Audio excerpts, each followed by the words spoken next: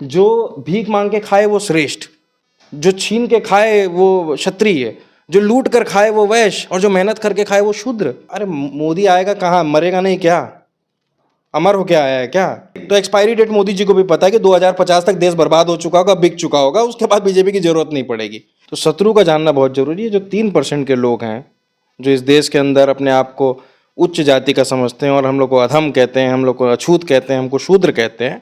भारत एकमात्र देश है कह रहा है हमें प्राचीन काल में जाना चाहिए, और हम तो कहते हैं ये मनुवादी कीड़े हैं, इनका इलाज बैगोन से करो। अगर बैगोन से नहीं होगा तो हम लोग पैरागॉन से करेंगे। फिर मेरे साथ प्रशांत कनौजिया हैं, आरएलडी के युवा नेता हैं और शेड्यूल कास्ट से आते हैं। इस देश में आज के डेट में सबसे ज़्यादा अगर कोई राजनीतिक सामाजिक रूप से गोलबंद है तो वे एससी समाज के लोग हैं। धीरेन्द्र शास्त्री जिसके भाई ने गन लहराया, वो उस पर SC ST एक्ट का मामला है। प्रशांत, क्या लगता है कि शेड्यूल कास्ट की स्थिति अब मजबूत हो रही है, अब उनको कोई गाली दे के मार के बच नहीं सकता है? नहीं, ये तो बहुत अच्छी बात है, लेकिन सवाल ये होता है कि धीरेन्द्र शास्त्री जैसे लोग या उसका जो भाई है, मैं उसका वीडियो देखा, उसकी एक और नई वीडियो आई है जहां वो हवाई फायरिंग कर रहा है, तो कहीं ना कहीं नज़र आता है कि चलो ये सारी घटनाएं हो गई, SC ST एक्ट में मुकदमा दर्ज हो गया, आर्म्स एक्ट में मुकदमा दर्ज हो गया, गिरफ्तारी हुई, क्या एक्ट से कुछ नहीं होगा। एक्ट लागू होना बहुत ज़रूरी है, जिसके लिए आपके लोग जुडिशरी में होने चाहिए, प्रशासन में होने चाहिए, ब्यूरोक्रेसी में होने चाहिए। जब तक ये नहीं होगा तब तक कोई भी एक्ट बना दो, आप ऐसा एक्ट बना लो कि दलित को हाथ लगाए तो भस्म हो जाओगे, तब भी कुछ नहीं होगा अगर आपके पास प्रशासन, ब्यूरोक्रेसी और जुडिशरी में लोग नहीं। तो मुझे लगता है जब तक हम उस दूरी को नहीं छू लेते तब तक इस तरीके के एक्ट निराधार होंगे। क्योंकि मैं तो जेल में रहा हूँ, मैंने देखा है SC ST एक्ट के लोग 3-3 दिन में बेल होकर बाहर चले जाते थे, और बेगुनाह दलित पिछड़ा मुसलमान जो होता था वो बेगुनाह होकर भी 6-6 महीना 1-1 साल गुजार के जाता था। तो ये सबसे रास्ता क्या है? इस देश का 97% हिंदू जज नहीं है, ब्यूरोक्रेट्स नहीं है, चपरासी से लेकर चीफ जस्टिस तक नहीं है, तो क्या रास्ता है? देखिए, पहली बात तो ये जो 97% हिंदू की आप बात कर रहे हैं, इनको पहली बात तो अपने दुश्मन को पहचानना होगा। जो समाज अपने शत्रु को नहीं पहचानता वो समाज कभी आगे नहीं बढ़ सकता। आप जिंदगी भर खुश रहिए कि मेरा दोस्त है, ये मेरे दोस्त है, ये मेरे दोस्त हैं, और आपको पीछे शत्रु चाकू घोंप के चला जाएगा पीठ में। तो शत्रु का जानना बहुत जरूरी है। जो 3% के लोग हैं जो इस देश के अंदर अपने आप को उच्च जाति का समझते हैं और हम लोग को अधम कहते हैं, हम लोग को अछूत कहते हैं, हमको शूद्र कहते हैं, आपके पिताजी अगर आपको रोज गाली देना तो पिताजी भी गड़ने लगेंगे। तो ये कौन लोग हैं? अच्छा बताइए, ठाकुर समाज तो सवर्ण है, उसकी अभी सुप्रीम कोर्ट में जज तो नहीं, खुद गुलाम रहा है, सब राजपाट उसका रहा, मूछे उसकी रही, संपत्ति उसकी रही, लेकिन पैर छुआता था कि नहीं पंडित उससे? जाट, गुर्जर, पटेल, मराठा, ये तो ताकतवर कम्युनिटी। भाई मराठा, छत्रपति शिवाजी महाराज मराठा कुल में पैदा हुए, लेकिन जब उनका राज्याभिषेक की बारी आई तो पैर के अंगूठे से उनका राज्याभिषेक हुआ। किसने? गागा भट्ट, 3% वाले लोगों ने, जो व्यापारी, जो मंदिरों का व्यापार कर रहे हैं इस देश के अंदर। और मैं ये भी कह दूं, जो दलित पिछड़ा ना मंदिर में ये आंदोलन करता है कि पुजारी बना दो, पुजारी मत बनाओ रे भाई। मैं कहता हूँ ट्रस्ट का अध्यक्ष बना दीजिए सारे मंदिरों का, पुजारी आप बनिए, हमको ट्रस्ट दे दीजिए, हमको पुजारी नहीं बनना है। शेड्यूल कास्ट को क्या चाहिए एक्चुअली? आपको तो संविधान में अधिकार मिल गया ना सर? नहीं, देखिए, बाबा साहेब अम्बेडकर ने भी कहा ना, संविधान कितना भी अच्छा होगा उसे लागू करने वाले लोग बुरे होंगे तो बुरा साबित होगा। तो संविधान तो है, चलो अधिकार भी दे दिया, एक्ट भी दे दिया है भाई। एक्ट तो बहुत सारे 376 भी है रेप का, नहीं हो रहा है समाज के अंदर क्या? आप फिर बोलोगे महिलाएं काहे लड़ रही हैं? किसान आंदोलन क्यों कर रहे हैं? MSP की तो प्रोविजन है, फिर क्यों लड़ रहे हैं? It is all about application. जो चीज़ लिखी हुई है उसको अप्लाई भी तो करना है। तो जाट, गुर्जर, पटेल, मराठा, राजपूत, इन सबको भी तो अधिकार नहीं मिल रहा है। वो लोग कहाँ छटपटा रहे? वो लोग तो हिंदू बने हुए हैं। नहीं तो आप लोग क्यों नहीं बनना चाहते? नहीं, हिंदू आप लोग कट्टर हिंदू बनिए। कोई हमें कट्टर हिंदू बनने की जरूरत नहीं है। क्या जरूरत है कट्टर हिंदू बनने का? भाई हिंदू कोई धर्म बड़ी चीज है, धर्म रक्षित रक्षति, जो धर्म की रक्षा करेगा उसी की रक्षा होगी। हिंदू कोई धर्म नहीं है पहली बात तो। अब मैं चारों वेदों को पढ़ लिया और उसमें खोजने की कोशिश किया, कहीं भी हमें हिंदू नाम का शब्द नहीं मिला। तो पहली बात ये बात पे ये जो हिंदू धर्म, हिंदू है ये सिंधु अरबी लोग ह नहीं बोल पाते थे, स नहीं बोल पाते थे, इसलिए वो हिंदू कहते थे। आप लोग दलित समाज को बीजेपी से दूर क्यों कर रहे हैं? नहीं, बीजेपी से दूर रहने, देखिए बीजेपी की सरकार नहीं है ये, 3% वालों की सरकार है।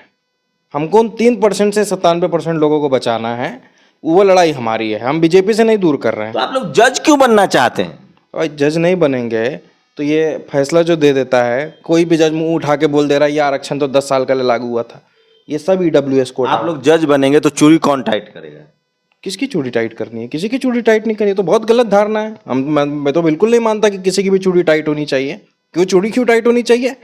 हिंदू राष्ट्र से क्या नुकसान है आपको, जो धीरेन्द्र शास्त्री कह रहे हैं? भा- हिंदू राष्ट्र है, ये तो आप लोग कह रहे हैं कि ये ब्राह्मण राष्ट्र है। देखिए, भारत एक मात्र राष्ट्र है, देश है दुनिया में जो अपने भूतकाल में जाना चाहता है। आप कभी अमेरिका को नहीं सुनेंगे कहेगा कि हमें वही अमेरिका चाहिए 15वीं शताब्दी वाला। ब्रिटेन कभी नहीं कहता हमें किंग चार्ल्स वाला दौर चाहिए, जब मैग्ना कार्टा भी नहीं लिखा गया था, वो दौर चाहिए। भारत एक मात्र देश है, कह रहा है हमें प्राचीन काल में जाना चाहिए था, हमें प्राचीन काल। भारतवासी कह रहे हैं या कुछ जाति विशेष के लोग? जाति विशेष के लोग कह रहे हैं। और भारत में एक अवधारणा बना दी गई कि पुरानी चीजें बड़ी अच्छी थी, स्कूल था पुराने जमाने में। आज ये कॉलर टाइट करके दिल्ली में घूमते हो, खाना खाते हो अच्छे रेस्टोरेंट में, ये बाबा साहब अम्बेडकर की देन है। नहीं तो वहीं गांव में चप्पल सर पे रख के ठाकुर साहब ब्राह्मण साहब के घर के सामने से निकलना पड़ता था। तो आप लोग जाति व्यवस्था क्यों नहीं मानते? मैं कहता हूं, मैं बाबा साहब अम्बेडकर के विचारों को मानता हूं, जो कहते थे एनिलेशन ऑफ कास्ट। कास्ट का अपलिफ्टमेंट नहीं करना है, दलित को ब्राह्मण नहीं बनाना है, रिवर्स ऑपरेशन नहीं करना है। मेरा मानना है कि कास्ट को पूरी तरह एनिलेट करना है। जैसे दूध में साइनाइड गिर जाए तो दूध को छानने के बाद भी वो पीने योग्य नहीं होता, उसी प्रकार जिस समाज में जाति व्यवस्था हो वो समाज कभी भी आगे नहीं बढ़ सकता और उसके अंदर सुधार नहीं हो सकता। आज अमेरिका में सिएटल में आप देखिए, एंड कास्ट डिस्क्रिमिनेशन के खिलाफ एक कानून पारित हुआ। मैं तो स्वागत करता हूँ कि पूरी दुनिया के अंदर। मोदी जी तो कह रहे हैं हम पिछड़ा के बेटा हैं। अरे मोदी जी पहले आदमी हैं जो खुद को पिछड़ा में डाल लिए। अब मान लीजिए कल योगी आदित्यनाथ प्रधानमंत्री बन जाए और कह दें कि ठाकुर लोग दलित है, तो दलित हो जाएगा। इतना SC ST के सांसद हैं उनके यहाँ। अरे गुलामों की कमी नहीं है। भारत जो है, जो देश है, चंद अंग्रेज आके यहाँ कब्जा कर गए, चंद आर्य आके इस देश पर कब्जा कर गए। ये गुलाम मानसिकता नहीं थी तो क्या थी? मुगल भी तो कब्जा किए। नहीं, मुगल भी, मैं आर्यों से लेकर जितनी भी लोग आए सबने कब्जा कैसे कर लिया? मुगल कैसे कब्जा कर लिया? आप मोदी जी बदला ले रहे हैं ना मुगलों का। मोदी जी मुगलों का बदला नहीं ले रहे हैं, तो? मोदी जी घर लुटा रहे हैं अपना। वो अपने भाइयों के बच्चों का जीवन बर्बाद करने का काम कर रहे हैं। मोदी जी तो बेच के चले जाएंगे हिंदू राज बना के, फिर वहीं उनके भाई के बच्चों को लोग लात से मारे के बोला था तेली का बच्चा, तब क्या करोगे? उनके साथ भी जातिवाद होगा। बिल्कुल होगा, बिल्कुल होगा। मोदी जी क्या कर रहे हैं? मोदी जी मशरूम खाने के लिए और अच्छा कपड़ा पहनने के लिए अपने समाज को बेच सकते हैं। केशव प्रसाद मौर्य अपने समाज को बेच सकते हैं, हम लोग नहीं बेच सकते। आपको क्या लगता है कि अगर हम लोग चाहे बीजेपी में नहीं चले जाएंगे? लेकिन नहीं जाएंगे। और ये भी नहीं, और आइडियोलॉजिकल कमिटमेंट इतना बता दें, पिताजी भी बीजेपी में जाएंगे ना तो रिश्ता तोड़ लेंगे पब्लिक फोरम पर। क्यों? देखिए, बाबा साहब नहीं होते ना, या पेरियार नहीं होते, या फूले नहीं होते, तब भी हम लोग पैदा होते, तभी हमारे पिताजी होते, लेकिन हम ये नहीं होते। तो मुझे लगता है कि जो हमारे महापुरुष हैं उनका स्थान बड़ा है, पिताजी से भी बड़ा स्थान है, माता से भी बड़ा स्थान है। जन्म देने वाला बड़ा नहीं होता, हमारे अस्तित्व को सुधारने वाला व्यक्ति बड़ा होता है। और मैं उनके विचारधारा को कभी धोखा नहीं दे सकता। बाबा साहब अम्बेडकर अगर होंगे तो या जितने भी दलित समाज के लोग हैं इनको जूते से पीटते। कौन होते? बाबा साहब होते तो इनको जूते से पीटते। ये आप असंसदीय भाषा बोल- नहीं, असंसदीय भाषा क्या है? जूता असंसदीय है क्या? बहुजन समाज के लोग अपना पेट काट के आंदोलन चला रहे हैं। अरे पेट का काट के आंदोलन नहीं चला रहे हैं, समाज का जेब काट के आंदोलन चला रहे हैं। पेट के क्या काट रहे हैं? तो क्या करना चाहिए? देखिए, मुझे लगता है कि पॉलिटिकल विल की ज़रूरत है।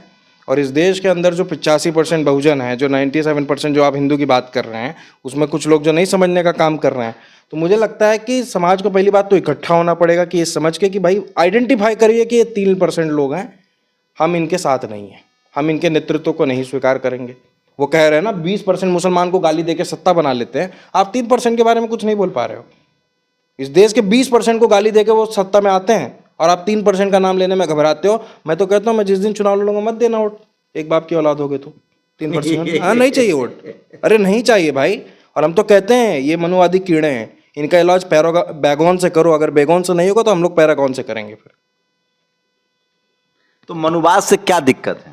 मनुस्मृति तो खत्म हो गई। बर्थ आइडेंटिटी के आधार पे कोई भी किसी को निम्न समझे या किसी को कोई उच्च समझे, उस व्यवस्था के खिलाफ ये लड़ाई है। अमेरिका विश्व में भी है ना, रंग के आधार पर है, उसके खिलाफ लोग लड़ रहे हैं ना। जब ब्लैक लाइफ मैटर्स हुआ तो बॉलीवुड सेलिब्रिटी के लोग बोले वो we support black life matters, but जब हाथरस की बेटी मरती है तो कोई ट्वीट नहीं करता कि दलित लाइफ्स मैटर। तो ये एक फैशन बन गया है। मेरे ब्लैक लाइफ मैटर के समय ब्लैक पैंथर वाले लोगों से बात हुई, ब्लैक पैंथर का लेकिन आपका समाज तो डरा सहमा है। देखिए धीरेन्द्र शास्त्री ने बंदूक लड़ाया, अब वो शेड्यूल कास्ट के लोग बेचारे सामने आ गए, उनका कि नहीं ऐसा कुछ नहीं हुआ है। आज वीडियो देखिए धीरेन्द्र शास्त्री का, धीरेन्द्र शास्त्री ने आज वीडियो में कहा है, देखिए हमारा कोई लेना देना नहीं है, हमारे भाई ने कल। पीड़ित भी तो अपने बयान से पीछे पलट नहीं, तो आप कौन से राज्य की बात कर रहे हैं? मध्य प्रदेश की, जिसका गृह मंत्री नरोत्तम मिश्रा। अब जिसका नरोत्तम मिश्रा जैसा गृह मंत्री होगा जिस राज्य का, आप समझ सकते हैं पूरी दुनिया पर टिप्पणी करता है सोशल मीडिया पर, कौन सी फिल्म रिलीज हो रही है। भाई इसको सेंसर बोर्ड का अध्यक्ष बनाते, इसको गृह मंत्री बना दिया। आप लोग हिंदुओं को तोड़ रहे हैं। मैं हिंदुओं को नहीं तोड़ रहा हूँ, मैं देश को बचा रहा हूँ। हिंदू कोई धर्म नहीं है, पहली बात तो। ये बात बात पे लोग हिंदू हिंदू हिंदू हिंदू कहते हैं, हिंदू कोई धर्म ही नहीं है। मैं तो वेद पढ़ रहा था, वेद में लिखा है कि कोई मूर्ति नहीं है भगवान की, उसका कोई अस्तित्व ही नहीं है, उसका कोई आकार ही नहीं है। तो किस भगवान की लड़ाई आप लड़ रहे हो? और आप हम लोग को अधम कहोगे, ताड़ना के अधिकारी हैं हम लोग ताड़ना के अधिकारी हैं।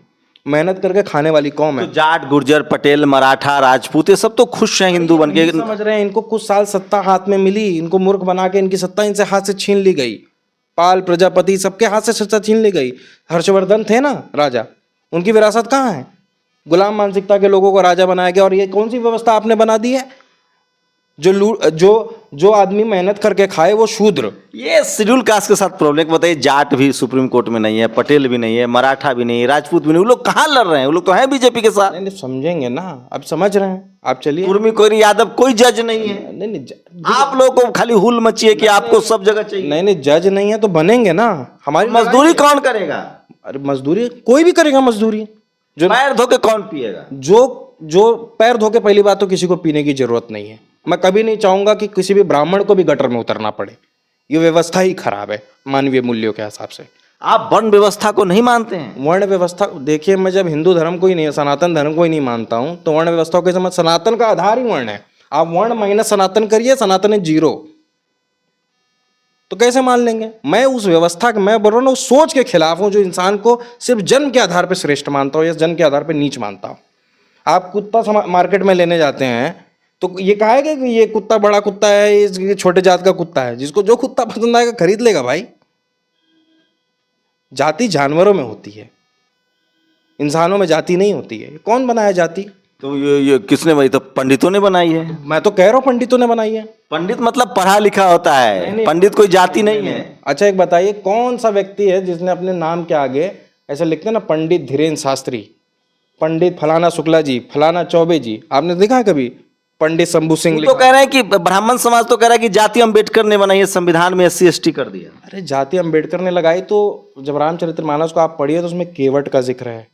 तुलसीदास वाले में ना? नहीं, आप इनका भी, वाल्मीकि साहब का भी पढ़िए, उसके अंदर भी जातियों का उल्लेख है।